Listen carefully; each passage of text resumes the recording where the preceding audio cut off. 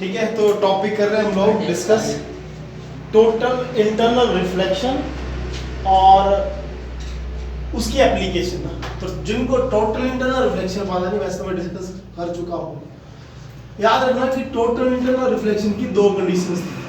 पहली कि जो इंसिडेंट रे है वो डेंसर मीडियम से जानी चाहिए, ठीक है। दूसरी, angle of incidence critical angle से बड़ा होना चाहिए। दो बातें लिख लेना चाहिए जिनको ना पता हो कि TIR टोटल इंटरनल रिफ्लेक्शन की दो कंडीशंस है। एंगल ऑफ इंसिडेंस जो है, जो एंगल ऑफ इंसिडेंस है वो क्रिटिकल एंगल से बड़ा होना चाहिए, और सेकंड है ray of light denser to rare जानी चाहिए, ठीक है। ये दो कंडीशनें हैं। तो हम लोग टॉपिक स्टडी कर रहे हैं एप्लीकेशन ऑफ TIR। टी का मतलब है टोटल, आई इंटरनल रिफ्लेक्शन की एप्लीकेशन का यूज। तो इस पर फर्स्ट आ जाती है आपकी पोरोप्रिज्म। पोरोप्रिज्म, ठीक है, ठीक है। फर्स्ट इसकी एप्लीकेशन आ जाती है आप लोगों की पोरोप्रिज्म पे। और पोरोप्रिज्म के लिए आप लोग लिख लो, रिफ्रैक्टिव इंडेक्स है आप लोगों का, जो रिफ्रैक्टिव इंडेक्स है दैट इज 1.5। पोरोप्रिज्म एक प्रिज्म है, ठीक है, ग्लास का बना हुआ। रिफ्रैक्टिव इंडेक्स उसका होता है 1.5। और हम लोगों को एक फॉर्मूला पता है कि जो n होता है दैट इज 1/sin c होता है, ठीक है। तो where n is refractive index और c क्या है, क्रिटिकल एंगल है। तो अगर sin c का मैं रिलेशन बोलूं तो sin c क्या है 1/n, और इधर n की वैल्यू आप लोग अगर 1. देखो तो ये क्या बन गया, sin of c is equal to 1/1.5, और इधर से c बन गया आप लोगों का sin इनवर्स 1/1.5। और ये लगभग 41 अप्रोक्सीमेट बता रहा हूं मैं, 41 डिग्री के इक्वल आता है, 41 पॉइंट समथिंग 41 डिग्री के इक्वल आता है। आप लोगों को काम की बात ये रखनी है, क्वेश्चन इंपॉर्टेंट है, इधर से पूछा जाता है कि पोरोप्रिज्म की वर्किंग बताओ, ठीक है। तो आप लोगों को एक चीज याद रखनी है कि पोरोप्रिज्म का जो रिफ्रैक्टिव इंडेक्स आ रहा है आप लोगों का दैट इज 1.5, और जो इसका क्रिटिकल एंगल आया है दैट इज 41.8। पोरोप्रिज्म इसका एग्जैक्ट नाम है, PORRO, पोरोप्रिज्म। दो बातें याद रखना, रिफ्रैक्टिव इंडेक्स 1.5 मोस्ट इंपोर्टेंट है, क्रैम करना पड़ेगा 1.5। क्रिटिकल एंगल इस तरह से कैलकुलेट करते हैं, लेकिन आप लोग इसको याद रखना 41 डिग्री। अब पोरोप्रिज्म क्या होता है, ये आइसोसेल ट्रायंगल की शेप का होता है, ठीक है। आइसोसेल ट्रायंगल का मतलब होता है जिसकी दो साइड्स इक्वल हो। तो इस तरह का होगा ये,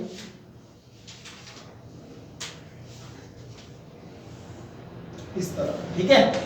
एक तो राइट एंगल होगा व्हिच मींस 90 डिग्री होगा, और आइसोसेल का मतलब होता है दो साइड्स इक्वल। तो इसकी ये वाली साइड और ये साइड इक्वल है, ठीक है। राइट एंगल तो होगा ही होगा, आइसोसेल भी होगा। तो ये आपका 45 डिग्री का एंगल होने वाला है, और ये भी आपका 45 डिग्री का एंगल होने वाला है। Reason is it is a isosceles triangle shape, ये आइसोसेल है, और आइसोसेल का मतलब हुआ दो साइड्स इक्वल। अगर ये साइड और ये साइड इक्वल है तो एंगल भी सेम होगा, ठीक है। पहली बात ये पोरोप्रिज्म की, it is a isosceles right angle prism, इसकी डेफिनेशन आ जाती है, it is a isosceles right angle prism. इसका काम फायदा क्या है, मान लो ऑब्जेक्ट इधर है, ठीक है, इस पॉइंट पे ऑब्जेक्ट है A और B, ठीक है। ये भी ऑब्जेक्ट है, ये उसका फुट है, ये उसका हेड है। तो इधर से जो रे ऑफ लाइट जाएगी ना इस तरह से, अब वो इस पॉइंट पर जैसे देखो इधर तो नॉर्मल स्ट्राइक की ना, अगर नॉर्मल स्ट्राइक की 90 डिग्री पे स्ट्राइक करे तो आप लोगों को पता है कि रिफ्रैक्शन होती है, अंदर चली जाती है एज इट इज, कोई एंगल ऑफ रिफ्रैक्शन वगैरह चेंज नहीं करते, नॉर्मल जैसे जा रही है वैसी रे एंटर कर जाती है, इंपॉर्टेंट बात है। फिर जाकर ये इस पॉइंट पे स्ट्राइक की, तो इस पॉइंट पर तुम लोग लोगे नॉर्मल, और इस पॉइंट पर जैसे आप लोग नॉर्मल लोगे इस तरह से, ठीक है, इस तरह से आप लोग जैसे ही नॉर्मल लोगे तो जो नॉर्मल होगा ये एंगल बना देगा 45 डिग्री का। इस पे तो नहीं डाउट आ रहा किसी को, हाँ, क्योंकि 45 डिग्री का बनेगा। अगर अंडरस्टैंडिंग करनी होगी तो ये देखो इधर बड़े अच्छे समझ आने बात, ये आया नॉर्मल मेरा, ठीक है।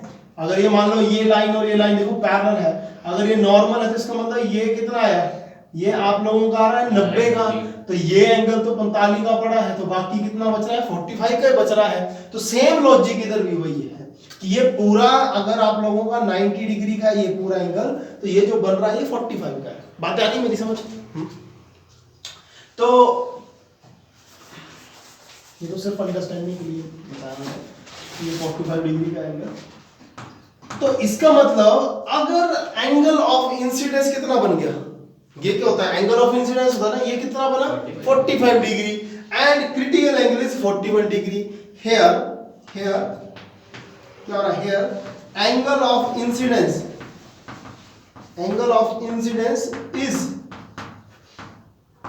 is greater than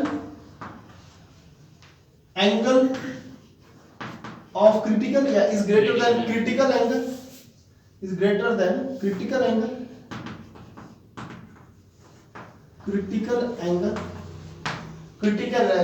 which is कितना critical angle 41 degree. So total internal reflection TIR will take place इसमें किसी को डाउट तो नहीं आ रहा है? बात आ रही है मेरी समझ कि क्या होगा, टोटल इंटरनल रिफ्लेक्शन होगी। अब टोटल इंटरनल रिफ्लेक्शन होगी, वरना इधर क्या होना था, इसने इधर स्ट्राइक करना था, रिफ्रैक्शन होती तो इस साइड निकलना था, नहीं। लेकिन angle of incidence is greater than, important point पढ़ा जाता है, incident angle of incidence is greater than critical angle. तो टोटल इंटरनल रिफ्लेक्शन होती है, तो ये रिफ्लेक्ट करेगा, और जब ये रिफ्लेक्ट करेगा इधर स्ट्राइक करने के बाद ये रे इस तरह से आएगी और इधर नॉर्मली नीचे चली जाएगी। क्यों जाएगी नॉर्मली? क्योंकि अगर ये 45 है तो एंगल ऑफ रिफ्रैक्शन भी कितना होगा, 45 होगा ना, रिफ्लेक्शन होगी 45 होगा। टोटल 90 बन गया, परपेंडिकुलर रे आई, डायरेक्ट आउट जाएगी इधर से। डाउट तो नहीं आ रहा किसी को? डाउट तो नहीं आ रहा है इसमें? अब बात चलो और सुनना, बातें सुनते जाना। अब इधर से आई सेम रे, टॉप से इधर गई, स्ट्राइक की, स्ट्राइक करने के बाद क्या हुआ, इधर फिर से नॉर्मल लिया, इधर बन गया 45, same story, total internal reflection होगी। Reason is angle of incidence greater than 41 degree, 45 degree पे एंटर कर रही है। 41 जो है क्रिटिकल एंगल आया है, 41 से जितने भी बड़े एंगल पर रे आएगी वो रिफ्लेक्ट होगी, रिफ्रैक्शन नहीं होगी, व्हिच मींस वो इधर स्ट्राइक करके इस तरफ ही आएगी। ये डाउट तो नहीं आ रहा किसी को? समझ आ रही बातें? इसका थोड़ा सा बेसिक छूटा, उसको थोड़ी सी दिक्कत आ सकती है, लेकिन बातें सुनना आसान, ठीक है? तो ये आ गया। तो अब ये देखो, ये क्या है बी पॉइंट, ये इधर से स्ट्राइक करके ये बी, इस साइड बी है, ये बी डैश कर दो इसको, और इधर से ए गई है, तो ये आपका आ गया ए डैश। बोलिए डाउट कोई? तो ऑब्जेक्ट की आप लोगों को मिल गई है इमेज पोरोप्रिज्म पे। Porro prism is the application of total internal reflection. काम इसका क्या है, अब जरा देखना कैसे काम होने वाला है। ये बात समझ आ गई थ्योरी? काम देखना, काम देखना क्या होना है। एक पोरोप्रिज्म लगा दी ना, ऑब्जेक्ट वो पड़ा है। अभी मैं देखना क्या करूंगा, अगर इसी को आप लोग कुछ इस तरह का स्ट्रक्चर बनाए, किस तरह का बोलो, किस तरह का बनाए? मर्जी सर। अच्छा मेरी मर्जी है। अब इससे नेक्स्ट इसको अगर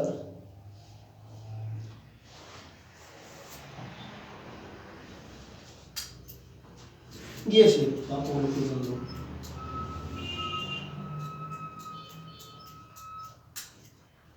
ठीक है? पोरोप्रिज्म ये एंगल बदल दिए मैंने, वही चीज है 90 डिग्री, और ये दो 45 45 45। देखो पोरोप्रिज्म इधर ही हो गया है, और मैं आगे इसका यूज बता रहा हूँ कि क्या होता है। आपने इतना ही बनाना है, ठीक है? तो इसके आगे यूज क्या है इसका वो देखो। अब इधर से यही रे आई ना, इधर स्ट्राइक की, हाँ ये वाली रे भी इधर से आई, ये बी वाली इधर स्ट्राइक की और इधर आ गई, और इधर आके फिर से आपने क्या किया, नॉर्मल लिया 45 डिग्री, और सेम स्टोरी फिर से ऐसे आउट। समझ आ रही है बातें? आउट क्यों हो रही है, बात समझ आ रही है? अच्छा इधर से स्टोरी आई, फिर से इधर परपेंडिकुलर स्ट्राइक कर रही है, बिल्कुल अंदर एंटर करेगी, इधर नहीं होगी रिफ्लेक्शन, कोई बोलेगी इधर बैठ जाएगी ना, इधर नहीं होगी, इधर से ऐसे आई, फिर से सेम स्टोरी हो रही है, और इधर स्ट्राइक करके इस तरफ निकल गई। इस पे डाउट नहीं आ रहा है? अब देखना क्या हो रहा है। ये क्या है ए डैश, इधर ए डैश है ना मेरा, है ना, और ये बी डैश, और ये बनी थी मेरी इमेज। अब जरा देखना, इसको थोड़ा भूल लो, अब जरा देखो, इधर है जमीन और इधर है सुरंग, और तुम लोग लड़ाई लड़ रहे हो, तो बातें सुनना मेरी, ठीक है, तुम लोग लड़ाई लड़ रहे हो, तुम सुरंग के अंदर घुसे पड़े हो, तुमने 2 पोरोप्रिज्म सेट किए, इधर जितनी भी कुछ आ रहा है तुम्हारी तरफ तुम इधर से देख पाओगे। यस, पता नहीं समझ क्या हो रहा है कि इधर ऑब्जेक्ट है ना, इमेज ये नीचे बन रही है, इसको इस तरह से देखो, ये 2 लेंस में क्या करूंगा, इसको ये देखो, ये जो 2 प्रिज्म है ना, इनको मैं फिक्स कर दूंगा किसी डिब्बे पे, डिब्बा लगाओ बनाने इस तरह, समझ आ रही बात है, ये बनाना नहीं जी, डायग्राम बन चुका, बस बातें समझा रहा हूँ क्या है कुछ क्या, ये इधर से ऐसे फिक्स कर लो इसको किसी डिब्बे में, ठीक है, फिक्स कर लिया, 2 प्रिज्म लगाए, इधर जो चीज रखी हुई है वो कहां दिख रहा है तुम्हें, इधर दिख रहा, तुम्हारी आंखें इधर है, बात नहीं समझ, मतलब इधर मैं फिक्स कर दूंगा इसको, तो इतनी हाइट से ऑब्जेक्ट दिखा देगा मेरे को। अगर मैं मान लो इस कमरे के ऊपर बिना सिर निकाले देख रहा हूं, तो मैं कमरे के ऊपर छोटा सा होल बनाऊंगा, समझ आ रही ना, कमरे में छोटा सा होल बनाऊंगा, उस होल से प्रिज्म को निकालूंगा, सिर्फ इसको, इस पोर्शन में ऑब्जेक्ट आ जाएगा, इस पे जो रेज पड़ेगी वो सीधी इमेज बनती है मेरे आंख में। बात क्या नहीं समझ की नहीं, तो पोरोप्रिज्म जो था ना, पोरोप्रिज्म ये तो आगे ऐसे बढ़ता चला, मैं बातें करता गया तुमसे, पर ये इतने तक तुम देखोगे जो ये हुआ था, ये पोरोप्रिज्म का केस था, ए बी, और इस तरफ आप लोगों को मिली थी बी डैश, डाउट नहीं आ रहा किसी को कुछ, हाँ बातें आ रही समझ, ठीक है, मैंने सिर्फ क्या किया, पोरोप्रिज्म की ना शेप बदल दी है, मतलब यही प्रिज्म है, पहले 90 डिग्री ऐसे रखा था, अब मैंने इसको घुमा दिया 90 डिग्री ऊपर कर दिया, शेप वही है, इधर ऑब्जेक्ट रख दिया, ये लो ऑब्जेक्ट, ये मेरा ऑब्जेक्ट आ गया ए बी, इधर से रह गई, इधर बोलो क्या होगा, 90 डिग्री पे आ रही है, क्या होगा, सीधी अंदर एंटर करेगी, एंटर करके इधर, अब इधर नॉर्मल लोगे जल्दी से, नॉर्मल किसके साथ लेते हैं, सरफेस के साथ दोगे नॉर्मल, ठीक है, इस सरफेस के साथ तुमने ले लिया नॉर्मल, ये नॉर्मल ले लिया, नॉर्मल ले लिया, ये कितना डिग्री 45 पे आ रहा है, ठीक है यार, 45 डिग्री आ रहा है, अगर 45 तो ये 45 विच मींस पूरा 45 का आगे होगा तो 90 ऐसे जाएगी, ऐसे जाती है ना 90, ये आगे 45 हो, अब इधर क्या स्टोरी होगी, इधर फिर से नॉर्मल हो गए, समझ आ रही बात, ये कितना 45, बात आ रही समझ, तो फिर से 45 पे आउट इस तरफ आ गई, अब बात एक और मजेदार बात आ गई, इसमें डाउट नहीं आ रहा इस रेंज पे किसी को, इधर से ली ए से लो, इधर से ली, ये गई रे, इधर 90 पे आ रही है, अंदर एंटर करेगी सीधी, इधर गई, इधर 45 पे स्ट्राइक कर रही है तो इस तरफ जाती है, समझ आ रही ना बातें, बोलो 45 डाउट तो नहीं किसी को, ये 45 का है ना, सेम इसी तरह से इस तरफ 45 इस तरफ चली गई रे, इधर आके फिर से नॉर्मल हो गए, ये 45 का आ रहा है तो अगला 45 का बनेगा, और इधर से बैक आएगा इस तरह, ये बी, ये देखो ये बी, ये वाली बी से गई ना, ये वाली रही, ये और ये बी, और ये ए से गई, इसको ये मान रहा हूँ, तो इधर से आके इस साइड आ गई, ठीक है, तो इमेज क्या आ गई ए डैश बी डैश, तो इसमें और उसमें डिफरेंस क्या है, इसमें 180 डिग्री पे इमेज बना के दे रहा है, जिस साइड ऑब्जेक्ट गया उसी साइड इमेज बना दी, इधर देखो ऑब्जेक्ट इधर इमेज इधर दे रहा है, बात नहीं समझ, पोरोप्रिज्म ही है, तो पोरोप्रिज्म आपको 90 डिग्री पे भी इमेज देता है, अगर आप लोग देखो तो ए बी और ये ए बी तो 90 डिग्री पे भी इमेज दे रहा है, इधर 90 डिग्री पे इमेज दी इसने, और इधर 180 डिग्री पे इमेज देता है, बात यार नहीं समझ, porro prism, what is porro prism, it is a isosceles right angled prism, ठीक है, दूरबीन वगैरह पर भी यूज हो जाता है। बातें आएगी समझ। सेकंड जो हम लोग पढ़ने वाले हैं बड़ा इंपॉर्टेंट है और ये पूछा जाता है, दैट इज कि जो आप लोगों का डायमंड है वो चमकता क्यों है। बता दो उसको, डायमंड जो है वो चमकता क्यों है, वो हम लोगों का नेक्स्ट है। सेकंड यूज क्या आ रहा है, स्पार्कलिंग ऑफ डायमंड की, चमकता क्यों है जी हीरा, स्पार्कलिंग ऑफ डायमंड, और ये पूछा जाता है, ठीक है, हीरा क्यों चमक रहा है, क्यों चमकता है, ठीक है। तो इसके पीछे भी ना कंसेप्ट टोटल इंटरनल रिफ्लेक्शन का ही है, लिख लो कुछ छोटी छोटी बातें लिख लो इसमें। रिफ्रैक्टिव इंडेक्स है इसका 2.4, ठीक है। डायमंड का जो रिफ्रैक्टिव इंडेक्स है दैट इज 2.4 और क्रिटिकल एंगल जो है दैट इज 24 डिग्री, ठीक है। ये दो बातें याद रखनी है, मैं आप लोगों को एग्जैक्ट वैल्यूज बता देता हूँ, कुछ बुक्स में थोड़ा थोड़ा ऊपर नीचे होती है वैल्यूज। 2.4 रिफ्रैक्टिव इंडेक्स और क्रिटिकल एंगल 24.4 डिग्री बोल रहे हैं, 24 डिग्री अप्रॉक्स में आप लोग ले सकते हो। एन और सी कैसे कैलकुलेट करना है, relation n is equal to 1/sin c। तो आप लोग ये लिखोगे लोग जी कि the refractive index of diamond is n.4 2.4, so critical angle is 24 degree. अब बात ये आती है कि क्रिटिकल एंगल से ज्यादा अगर एंगल ऑफ इंसिडेंस होगा तो क्या होगा, टोटल इंटरनल रिफ्लेक्शन होगी। तो जो डायमंड पर जो भी रे एंटर करती है क्रिटिकल एंगल से ज्यादा, क्रिटिकल एंगल से ज्यादा, विच मींस 24 डिग्री से ज्यादा, वो टोटल इंटरनल रिफ्लेक्शन सफर करती है। विच मींस सपोज करें इस तरह से कोई डायमंड है, सपोज करो ये डायमंड है, ठीक है, इस तरह से कोई डायमंड मान लो, और क्या होगा कि कोई रे जो आएगी ना, अगर वो कर गई एंटर 24 डिग्री से ज्यादा पे, तो एक बार एंटर होगी ना अंदर, तो फिर टोटल इंटरनल रिफ्लेक्शन सफर करेगी, मतलब वही रे उसके अलग अलग एज पर स्ट्राइक करेगी, इधर लग रहा होगा कि चमक रहा है, पता नहीं समझ। तो ये है, तो कंसेप्ट यही है। तो आप लोग इस पे क्या लिखो, इंपॉर्टेंट है, लिख लो कि the critical angle is the refractive index is 2.4 and critical angle is 24 degree. So ray of light which strikes surface of diamond, which strikes surface of diamond greater than, important point, greater than critical angle, greater than critical angle suffers, critical angles suffers TIR, total internal reflection.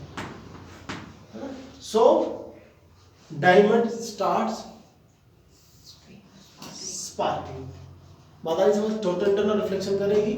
और इसके आगे और लिखना चाहो आप लोग तो इस तरह से लिख रहे हो कि then the ray, when the ray enters inside the diamond, then it keeps striking the different faces of the diamond.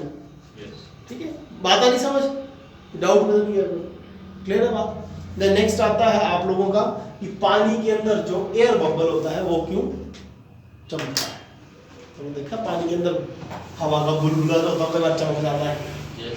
देखा है पानी के अंदर बुलबुले देखे क्या, देखिए थोड़ा शैम्पू डाल क्योंकि तो air bubble, shining of air bubble कर लो, ये sparkling of air bubble inside water, खुश। सो नेक्स्ट आ रहा है shining of air bubble inside water. तो कंसेप्ट इसका फिर से यही बोलना चाह रहा है क्वेश्चन कि अगर पानी है तो पानी के अंदर जो बुलबुला होता है ना एयर का, वो चमक जाता है। तो देखो सारा तुम्हें पता है कंसेप्ट, सारा ना चमकने के पीछे टोटल इंटरनल रिफ्लेक्शन का चला है। अगर कोई रे इस तरह से एंटर करती है कि वो TIR उसके साथ हो जाता है, टोटल इंटरनल रिफ्लेक्शन, अंदर जाके वो रिफ्लेक्शन स्टार्ट कर देती है। रिफ्रैक्शन नहीं, रिफ्रैक्शन पे तो बाहर निकल जाता है, रिफ्लेक्शन होती है कि अंदर हीट स्ट्राइक करना, उसी मीडियम पे वापस आ जाना। तो आप लोगों को क्या है, जो ये कंसेप्ट है इस पर भी क्या होता है कि जो रे ऑफ लाइट, ग्रेटर रे ऑफ लाइट लाइट जो एंटर कर रही है, अगर उसका एंगल ऑफ इंसिडेंस ग्रेटर हुआ क्रिटिकल एंगल से, तो टोटल इंटरनल रिफ्लेक्शन सफर करेगा। और आप लोग लिख सकते हो कि इसका जो क्रिटिकल एंगल है, लिख लो, the critical angle of air bubble is 48 degree approx. The critical angle of 48 degree approx. So ray of light which enters the ray of light which enters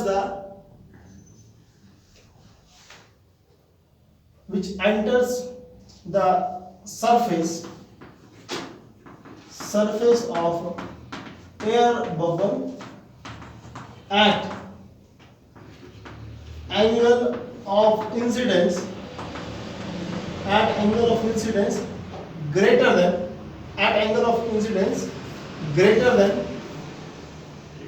critical angle that is 48 degree, it suffers total internal reflection, and due to TIR the air bubbles start shining. बात आ रही समझ कि नहीं आ रही है? Next आता है आप लोगों का मिराज। क्या जल्दी से नोट कर लो इसको। रिफ्रैक्टिव इंडेक्स इसका तो नेक्स्ट आ रही है हम लोगों की एप्लीकेशन मिराज करके। ये क्या है? ऑप्टिकल इल्यूजन है। पहली बात तो ये है ऑप्टिकल इल्यूजन का मतलब होता है भ्रम, झूठ, ऐसे दिख जाना वो जो होना नहीं। अच्छा, और ऑप्टिकल इल्यूजन होता है ये डेजर्ट्स पे, मरुस्थल पे होता है। अब होता क्या है इसमें कि मान लो ये अपनी अर्थ है ना, ठीक है, और इधर मान लो पेड़ है, ठीक है, ये मेरा पेड़ आ गया, देखो आइसक्रीम है, पेड़ है ये पॉपुलर का पेड़। किसका? चलो कोई भी पेड़ मान लो, ये लो सर मैं अपना पेड़ सर आपके बस करो। तो बात समझिए तुमने। अब क्या होता है कि कल मैंने तुम्हें एक बात बताई थी कि अर्थ के नीचे डेंसिटी ऊपर से क्या थी? इंक्रीज, अर्थ के नीचे डेंसिटी ज्यादा थी और ऊपर डेंसिटी कम थी। लेकिन गर्मियों में क्या होता है, डेजर्ट की बात कर रहे हैं, मरुस्थल है, बेहद गर्मी होगी। बेहद गर्मी में क्या होता है कि जो एयर है वो गर्म होना स्टार्ट हो जाती है, तो लाइट हो जाती है। अगर लाइट हो जाती है तो फिर वो उड़ना स्टार्ट कर देती है। तो जिसकी वजह से पॉइंट ये आ रहा है कि जो हाई है, हाइट पर डेंसिटी ज्यादा हो जाती है। इधर क्या हो जाती है, एयर की डेंसिटी ज्यादा हो जाएगी हाइट पे। ये बात आ रही है मेरी समझ? इधर क्या होगा, डेंसिटी ज्यादा हो जाएगी ऊपर, और जैसे ही हम लोग नीचे चलते जाएंगे तो डेंसिटी विल स्टार्ट डिक्रीजिंग। ये बात आ रही समझ? इधर रिफ्रैक्टिव इंडेक्स अगर मैं बोलूं N1 है और इधर मैं बोलूं N2 है, तो N1 will be greater than N2। ये बस समझाने के लिए बात बोल रहा हूं कि डेंसिटी जो होगी इधर ज्यादा होनी है हाइट पे, और नीचे डेंसिटी कम होगी। रीजन आप लोग ये दोगे कि गर्मी में क्या होगा कि जो एयर है वो हीटअप होगी, और हीटअप होने के बाद एयर जो वो लाइट हो जाती है और फिर वो ऊपर उड़ जाती है। ठीक है, केमिस्ट्री में तुम लोग ये बातें अच्छे से पढ़ते हो। बात आ रही समझ? उल्टा हो गया काम। अब इधर क्या होता क्या है, इधर जैसे ही इधर से रे आएगी, ठीक है, इधर भी होगी डेंसिटी ज्यादा, इधर से जैसे ही रे आएगी तो वो मल्टीपल रिफ्रैक्शन फेस करेगी, क्योंकि एयर की डेंसिटी चेंज हो रही है। तो रे ऑफ लाइट वन मीडियम से दूसरे मीडियम पर शिफ्ट हो रही है, तो रिफ्रैक्शन फेस करेगी। अगर रिफ्रैक्शन फेस करेगी तो ये कुछ इस तरह से अपना मीडियम से तो पता लगेगा, पर आप लोग ये समझ लो कि ये जो रे आ रही है ये रिफ्रैक्शन फेस करके आ रही है, मतलब आ कहीं और से रही है, लेकिन रिफ्रैक्शन के से इसकी पोजीशन चेंज हो रही है। बात समझ नहीं है सर? बात नहीं समझ? फिर इधर से क्या होगा, रे किधर से आई, डेंसर टू रेयर मीडियम आई, बोल सकता है इसको, डेंसर टू रेयर मीडियम आई। अर्थ पर जैसे स्ट्राइक करती है तो ये क्रिटिकल एंगल से ज्यादा जो रे पड़ती है। अगर ये जो रे ऊपर से आ रही है, ऐसे एक नहीं आएंगी, कई सारी रेज आएंगी, ठीक है, सिर्फ एक, तो जो रे जो होगी उसका angle of incidence greater than critical angle होगा, वो क्या सफर करेगी, TIR सफर करेगी। तो इधर से फिर से वो रिफ्लेक्ट हो जाती है। इस तरह। बात आ रही समझ? रिफ्रैक्शन हुई ऊपर से, इधर स्ट्राइक करने का रिफ्लेक्शन होगी, इधर से जो देख रहा होता है उसको ऐसा लगता है कि ये जो रे है वो इधर से आ रही है, इस साइड से पानी है, इधर से आ रही है। सुनो, ये जो रे है जो इधर से आंख से दिखे उसको लगेगा कि ये वाली रे इधर से आ रही इस साइड से, और उसी की एक रिवर्स इमेज बनना स्टार्ट हो जाती है पेड़ की। आ रही बात समझ मेरी कि नहीं? अगर नहीं आ रही तो और समझाता हूँ उसको। आई बात समझ? हाँ, कि डाउट चला गया? बातें फिर से सुनना, नीचे की बन गई। बातें फिर से सुनना। मिराज में होता क्या है, इसमें एक ऑप्टिकल इल्यूजन होता है। जो दूर से आदमी देख रहा होता है मरुस्थल पे, उसको ऐसा लगता है कि पेड़ के नीचे पानी है। पानी उसको इसलिए लगता है क्योंकि उसको ऑब्जेक्ट की इमेजेस दिखना स्टार्ट हो जाती हैं। पेड़ तो मैंने सिर्फ ऑब्जेक्ट दिखाने के लिए लिया है। अब बात इधर यही आती है कि ये क्यों हो रहा है, ऑप्टिकल इल्यूजन क्यों हो रहा है, ये भ्रम क्यों हो रहा है? तो इसके पीछे का जो रीजन निकलता है वो ये निकलता है कि गर्म हो गई है हवा, हवा गर्म हो गई है तो डेंसिटी ऊपर ज्यादा है, नीचे डेंसिटी कम है। तो रे पहली कंडीशन टोटल इंटरनल रिफ्लेक्शन की, higher denser medium to rare जानी चाहिए, ये डेंसर से रेयर आ रही है। फिर इसमें से इस सरफेस पर जो ray of light critical angles, जिसका angle of incidence critical angle से ज्यादा स्ट्राइक करता है, वो रिफ्रैक्शन फेस करती है। स्ट्राइक करने के बाद इस तरफ चली जाती है। बात आ रही समझ मेरी? अगर इस तरफ चली जाती है तो इमेज क्या होती है, जो लाइट जो है कोई चीज दिख रही, तो इसका जो ये पत्ता है ना इधर से, जो जिससे सन से इधर किसी पत्ते के ऊपर ये रे पड़ी होगी, उस पत्ते से रिफ्लेक्ट हुई है, तो वो जो रे है वो हम लोगों को इधर जो देख रहा है उसको ऐसा लगेगा कि ये इस साइड से आ रही है। आ रही बात समझ? तो उसको ऑप्टिकल इल्यूजन हो जाता है, भ्रम हो जाता है कि इमेज वो कुछ है, इधर पानी है पड़ा हुआ, तो उसको लगता है कि अच्छा पेड़ नीचे कैसे दिख रहा है, तो उसके साथ जवाब होता है पानी पे इमेज बन रही है। मेरी बात आ रही है समझ या नहीं आ रही है? ठीक है। सो जो ऑप्टिकल फाइबर है या ऑप्टिकल केबल है, ये भी हम लोगों की टोटल इंटरनल रिफ्लेक्शन के ऊपर काम करती है। पहली बात ये, ठीक है। क्या होता है, एक वायर होती है, ठीक है, एक वायर होती है, ये जैसे हम लोगों की वायरें हैं ना, ये बिजली की वायरें हैं, इसी तरह की वायर होती है। पर ये वर्किंग इसका थोड़ा अलग सा है। इसके ना, इसको बोलते हैं कोर, इस चीज को बोलते हैं कोर, और इसके ऊपर ना एक लेयर सी और बनाई होती है, उसको बोलते हैं क्लैडिंग।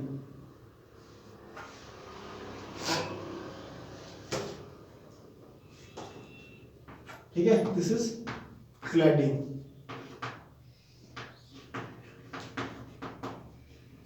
ठीक है, और कोर का जो रिफ्रैक्टिव इंडेक्स है ना, इसका रिफ्रैक्टिव इंडेक्स अगर मैं मान लो इसको बोलता हूँ N1 और इसका रिफ्रैक्टिव इंडेक्स बोल देते हैं N2, तो N1 is greater than N2 होता है, विच मींस कोर जो होता है उसका रिफ्रैक्टिव इंडेक्स ज्यादा होता है ना। इसको कोटिंग भी बोलते हैं, ठीक है, क्लैडिंग कोटिंग भी बोलते हैं। कोटिंग कर लो, इस कोटिंग वर्ड ज्यादा अच्छा है। कोट समझते हो ना? यस, कलर की कोटिंग कर दो ऐसे, कोटिंग, कोट किया होता है बाहर से, लेयर से स्ट्राइक। तो जो कोर है उसका रिफ्रैक्टिव इंडेक्स ज्यादा होता है, इसका कम होता है। तो इसके अंदर क्या होता है, टोटल इंटरनल रिफ्लेक्शन, जो सिग्नल जाता है वो इस तरह से चलता है। आ रही बात समझ? क्या आ रहा है ऑप्टिकल फाइबर के अंदर, total internal reflection. Optical fibre works on the principle of total internal reflection. It have core and coating. Core have more refractive index than coating. So it will, the ray of light is passing from denser to rarer medium.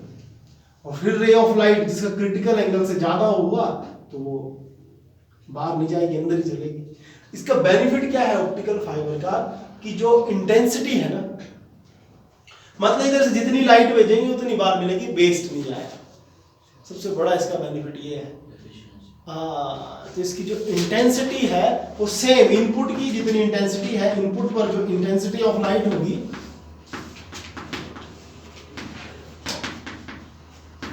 That will be equal to output पर जो intensity of light होगी।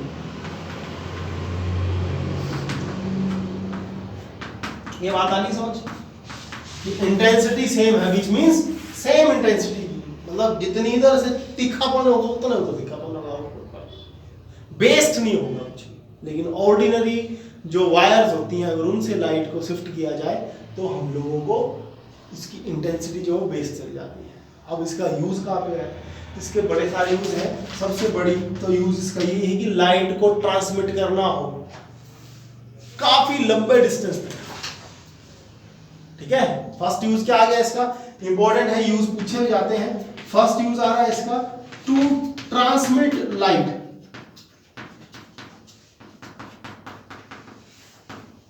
To long distance, to long distance without any loss of intensity, without any loss of intensity। जाके ना books आप लोग read करोगे तो book से डेफिनेशन जरूर याद करनी है, ठीक है। कुछ समझ में आया तो पूछना। तो फर्स्ट इसका यूज ये आ गया कि आप लोगों को ये बना लिया आपने डायग्राम। तो फर्स्ट जो इसका यूज आ गया कि लाइट को ट्रांसमिट करने के लिए काम आती है। तुम लोगों ने एक एंडोस्कोपी सुना हुआ है? एंडोस्कोपी नाम बायोलॉजी की से हाँ, डॉक्टर जैसे मान लो किसी को पेट में दर्द होती है ना, बड़ी ज्यादा पेट में दर्द होती है तो दवाई देते हैं पहले, फिर पता लगता है डॉक्टर परेशान होता है तो चेक करना पड़ना। तो फिर वो डॉक्टर क्या करता है, एक वायर लेता है और वायर में इधर से मुंह से डाल देता है अंदर और फिर पेट की फोटोज आ जाती हैं, इसको बोलते हैं एंडोस्कोपी। उस वायर के थ्रू लाइट भेजता है, सारी इमेज चेक कर लेता है। समझ आ रही बात? तो वो जो वायर होती है दैट इज ऑप्टिकल फाइबर होती है, और उस चीज को बोलते हैं हम लोग एंडोस्कोपी। वायर बड़ी पतली सी वायर होती है ना, अब सोच लो मुंह से डाली है लाइट, लग रहा पता? बता दूं डायग्राम बन गया? डायग्राम में डाल दो दे सका। हाँ डायग्राम बना रहा हूं मैं। तो सेकंड इसका यूज आ गया एंडोस्कोपी। मेडिकल में इसका यूज क्या आ गया? एंडोस्कोपी।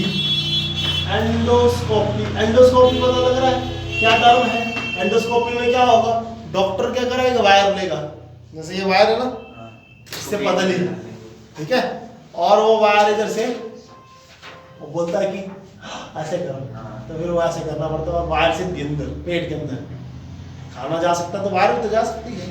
फिर उस वायर से जाती है लाइट, ऐसे लाइट जाएगी, लाइट अगर स्ट्राइक करेगी, डॉक्टर को तो पता था पेट के अंदर क्या क्या होना चाहिए, कुछ एक्स्ट्रा आ गया तो इमेज आ जाती, अच्छा जी गड़बड़ है, तो फिर आ जाता पत्थर पत्थर आ जाता है, पथरी हाँ फिर इस तरह खा जाता है। तो एंडोस्कोपी पे आप लोगों का ऑप्टिकल फाइबर आप लोगों की यूज होती है, डाउट नहीं आ रहा किसी को? देन फिर आप लोगों का नेक्स्ट आप लोग लिखो